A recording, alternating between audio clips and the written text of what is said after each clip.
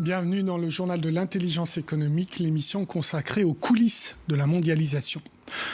On connaissait la carte au trésor de Robert Stevenson. Eh bien voici celle de la Banque mondiale. Elle est baptisée la carte à 1 milliard. 1 milliard de dollars, c'est en fait la somme qui sera investie dans les prochaines années pour recenser toutes les richesses minières de l'Afrique et offrir ainsi au marché les trésors de la terre africaine. Pour la Banque mondiale, la carte à 1 milliard, c'est une magnifique opportunité pour les Africains. Un reportage de nos correspondants à Washington.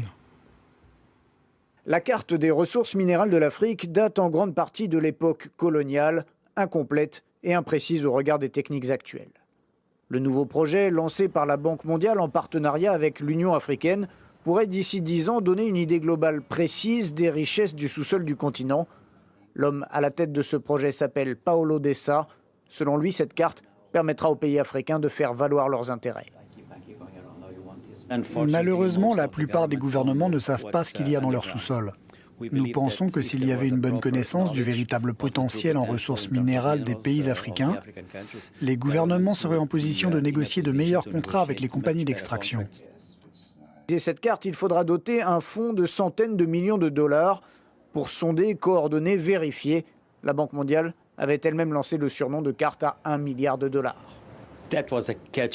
C'était une expression pour attirer l'attention. Il était facile de s'y référer. Mais le chiffre ne correspond à rien de concret. Certains pensent que c'est la valeur des ressources minérales que l'on pourra découvrir grâce à ce projet. Mais nous pensons que la valeur des ressources qui peuvent être révélées peut être bien plus élevée que ça, de l'ordre de milliers de milliards de dollars. D'autres estiment que c'est ce que coûterait la réalisation de cette carte. L'idée de base est que la géologie ne s'arrête pas aux frontières. Il faut donc une organisation au-dessus des États et des partenaires financiers pour porter ce projet. La prochaine étape attendue est l'aval formel de l'Union africaine. Une organisation au-dessus des États. Mais pourquoi ? Les Africains ne peuvent-ils pas gérer eux-mêmes leurs ressources naturelles ? L'Afrique est-elle prête à accueillir ce don de la terre ? Pour le spécialiste de l'OCDE que nous avons rencontré, la réponse n'est pas évidente. Dans les sous-sols de l'Afrique gisent d'immenses richesses. Les Africains ne le savent pas, ni personne d'ailleurs. Une initiative de la Banque mondiale vise à recenser toutes les ressources naturelles du continent. Le projet est baptisé la carte à 1 milliard. 1 milliard de dollars, c'est la somme qui sera investie d'ici à 5 ans pour mener à bien ce projet. Car l'Afrique est en retard. 5 dollars investis par kilomètre carré pour l'exploitation contre 65 au Canada, en Australie et en Amérique latine. Reste à savoir si c'est une chance ou une malédiction. Pour ce spécialiste de l'OCDE, c'est une chance. Il faut prendre ces richesses pour ce qu'elles sont, c'est-à-dire de vraies richesses. Il ne faut pas en avoir peur. L'abondance de richesses ne nuit pas en tant que telle. La vraie malédiction, c'est celle des mauvaises politiques publiques. Pour l'OCDE, l'information est une arme qui impose la transparence. Savoir, c'est éviter les petits arrangements entre les entreprises et les gouvernants. Mais savoir, c'est aussi courir un risque. La découverte de richesses peut nourrir des conflits. Je ne pense pas c'est elle qui les crée, mais elle peut servir de détonateur à un certain nombre de conflits qui peuvent être très meurtriers. L'Afrique est-elle prête à recevoir ce cadeau de la Terre ? Sa gouvernance est-elle suffisamment solide pour résister à la pression et à la loi des multinationales ? Il faut bien comprendre que les ressources minières ou les ressources énergétiques en Afrique, elles ne sont pas exploitées par les États eux-mêmes ou très rarement, sauf en Afrique du Sud, par des entreprises africaines. Ils sont très dépendants des moyens technologiques et financiers de grandes entreprises européennes, américaines, chinoises, malaisiennes, que sais-je. Autrement dit, le citoyen africain est souvent exclu du partage des richesses.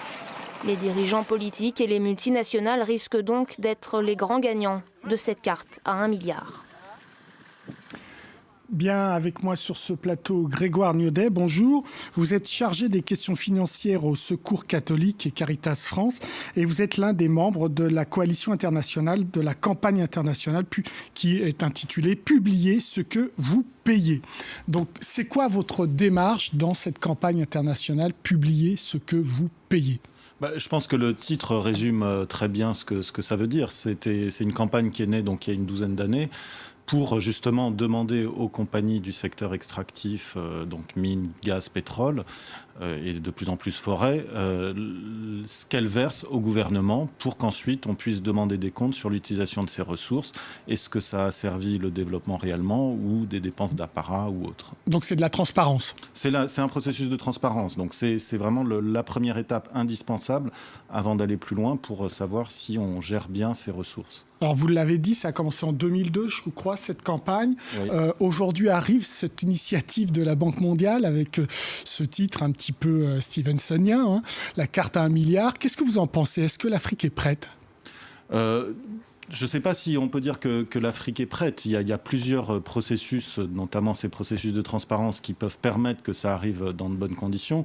Maintenant, je ne suis pas sûr que les gouvernements soient, d'une part, en capacité de bien négocier avec les compagnies pour derrière utiliser correctement ces ressources, pour faire respecter à la fois les droits, les problèmes d'environnement, les questions d'environnement, les conséquences que ça peut avoir auprès des populations environnantes des sites d'exploitation. Et puis ensuite, dans la gestion des ressources derrière, pour savoir si avec cet argent, ils vont plutôt acheter des hôtels particuliers ou de l'armement, ou financer des routes, la construction de centres de santé, former du personnel de santé, etc.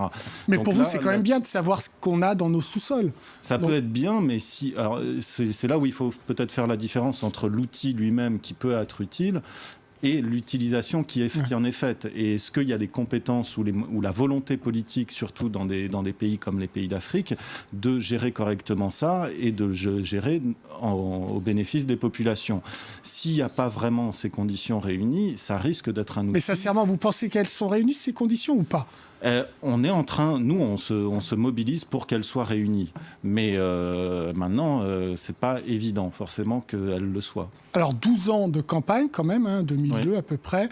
Qu'est-ce qu'on en tire, là, comme premier bilan? Parce qu'il y a certes la problématique des États et des gouvernants africains qui doivent jouer le jeu, mais il y a aussi les multinationales qui doivent jouer ce jeu-là de la transparence. Alors ce qui est assez intéressant, c'est que lorsque cette campagne a été lancée, il y a eu un succès mitigé, mais un grand succès quand même immédiat. Ça a été le lancement de l'initiative pour les transparences des industries extractives. Donc c'était à l'initiative des pays du G8, notamment de Tony Blair à l'époque. Et donc c'était l'idée de mettre ensemble autour d'une même table les compagnies, les gouvernements des pays de production et les organisations de société civile, les ONG, les syndicats, etc. Et donc d'avoir, pour discuter à la fois des standards de publication, comment on allait publier ce qui était versé par les compagnies d'un côté, et les gouvernements avaient aussi à publier ce qu'ils recevaient de la part des compagnies, et on comparait. Et on a eu parfois des surprises assez rigolotes où il y avait des écarts de 30%. C'est arrivé au Congo-Brazzaville, par exemple. Sur cette initiative était très intéressante parce que c'était très novateur et très nouveau de mettre ces acteurs ensemble autour d'une table et de façon assez publique. C'est la même chose, donc ça se faisait à la fois au niveau des pays de production, mais aussi au niveau international pour avoir des règles un peu uniformes. Mais cette initiative n'était que volontaire. C'est-à-dire que on n'y allait que ceux qui voulaient y aller. Donc pour les organisations de société civile, c'était pas suffisant. Pas trop de soucis. Les compagnies y sont allées quand même en disant un truc volontaire, on pourra quand même y aller tranquillement sans trop se mouiller. Et au niveau des gouvernements, là, ça a été plus compliqué. Et donc, ça a quand même porté ses fruits. Ça n'a pas été facile forcément pour notamment les militants de société civile dans les pays de production. Certains ont été en prison, certains ont connu l'exil, des menaces, etc. Et alors, ça a avancé chez nous aussi. L'UE a diffusé des directives en 2013, donc là, qui vont être appliquées, c'est obligatoire, d'ici les 2 ans qui viennent. Voilà, et c'est là où on a reçu, là où il y a eu plus de réticence de la part des compagnies, c'est que quand ça devient obligatoire, là, ça coince un peu plus. Et donc, les compagnies ont notamment voulu que ce ne soit pas au niveau local, la publication, mais au niveau national et global. Donc chaque pays? Au niveau de chaque pays, oui. Mais nous, ça a été un de nos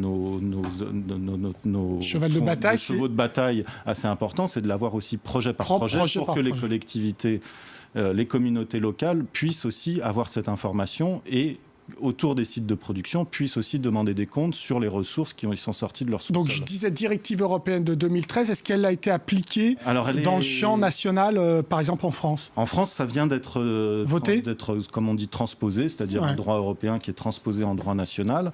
Il y a cette même... En fait, c'est parti aussi des États-Unis dans le cadre de la loi sur la régulation en 2010, mais ça a pris du retard depuis, et notamment parce que le lobby pétrolier américain a porté plainte contre cette réglementation. Et ça a été transposé au niveau britannique, au niveau français et au niveau allemand. Donc on est à peu près dans les clous. Et donc on aura les premiers chiffres à partir de 2016 sur l'année 2015. Ils seront publics ? Ils seront sur les sites internet des compagnies et normalement on espère que ce sera dans des formats utilisables et qui pourront être facilement diffusés auprès des populations locales. Eh bien, on suivra cette affaire. Merci Grégoire Niaudet. L'émission est terminée, mais comme d'habitude, vous pouvez nous retrouver sur france24.com. En attendant, restez avec nous, car l'information continue. Au revoir.